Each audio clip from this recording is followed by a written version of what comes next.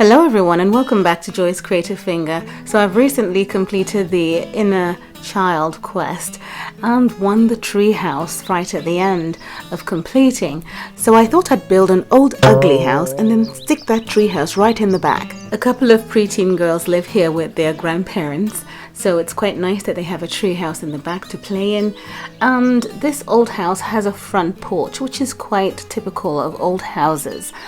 It's not your normal glamorous mansion. It's supposed to be old, creaky and ugly.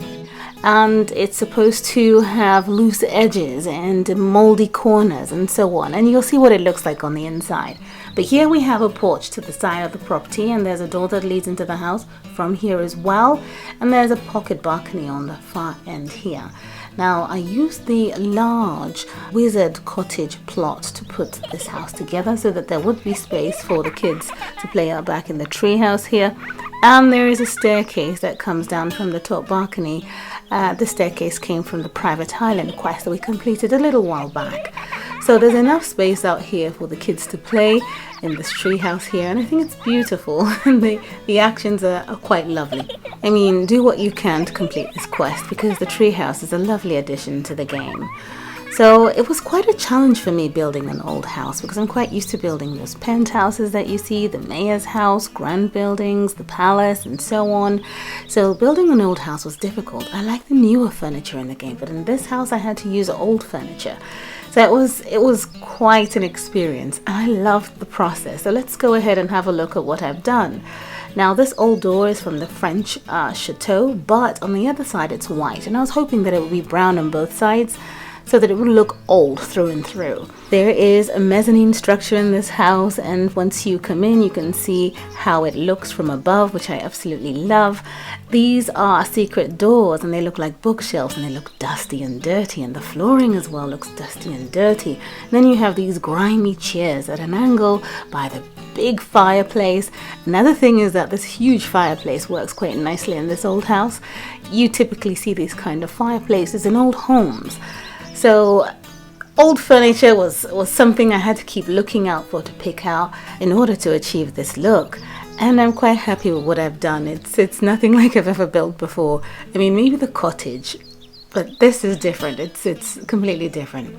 So there's a bay window here filled with flowers, and these L-shaped couches are makeout couches. However, they're suitable for the space and they're quite nice against the brown wood on the floor. Now, I know there are old tellies in the game, but I wanted something that was elevated, and the only option I could come up with was this flat screen telly above the dresser drawer. I would have preferred an old telly that could go up on a surface. However, I have placed an old television upstairs, and you'll see that later.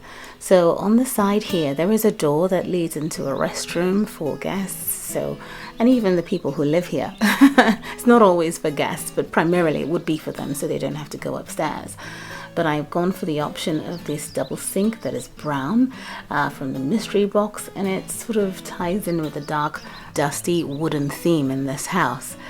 Now, I have two archways that lead into the kitchen area here, and it's also the dining area, and it was quite useful to have placed the kitchen in that corner away from where the dining area is so that the spaces are clearly defined. It's almost as though it's two rooms, but it's not.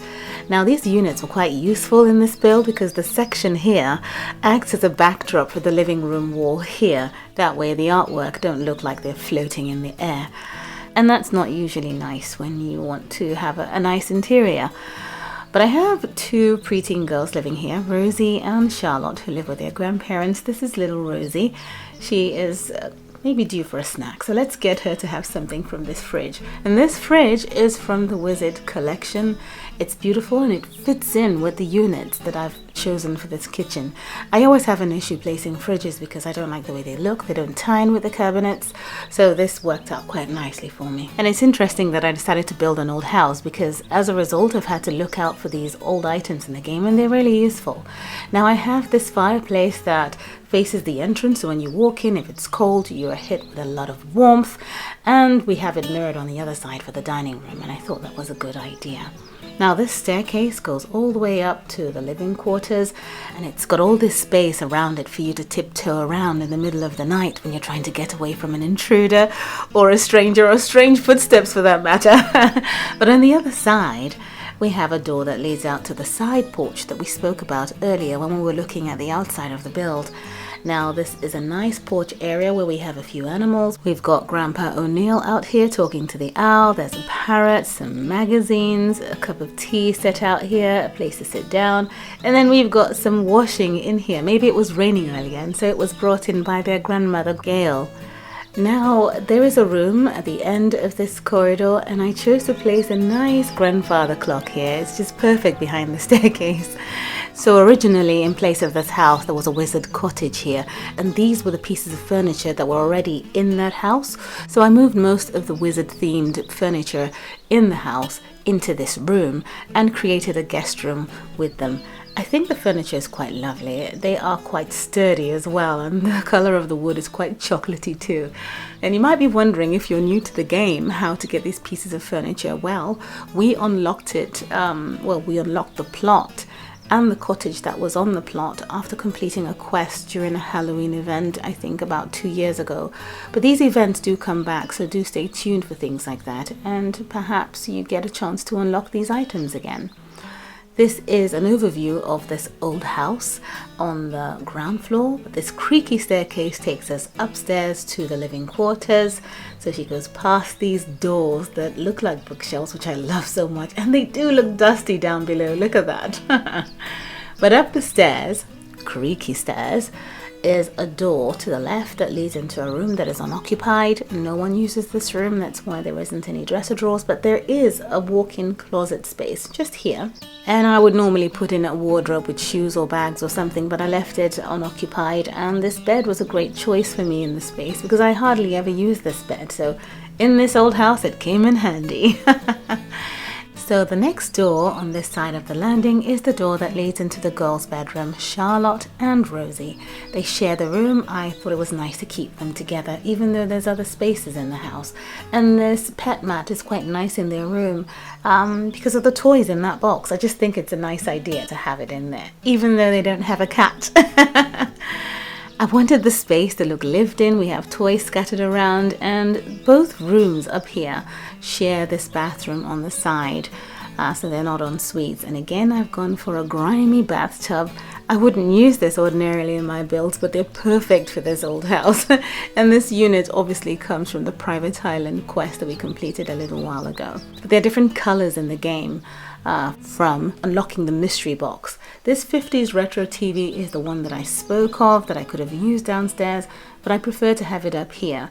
And there is a music stereo to the side as well, and they're both all pieces and they fit nicely in this game.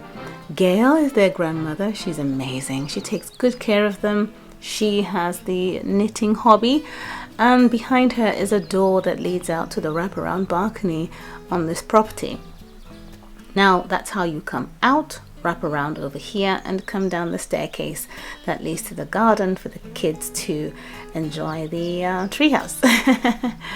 And yeah, I thought it'd be nice to include that staircase into this build. I really like that staircase, and I've only ever used it on the private island. So this is the master bedroom for Mr. O'Donnell and Gail, and it would be the only ensuite room in this house, being their master.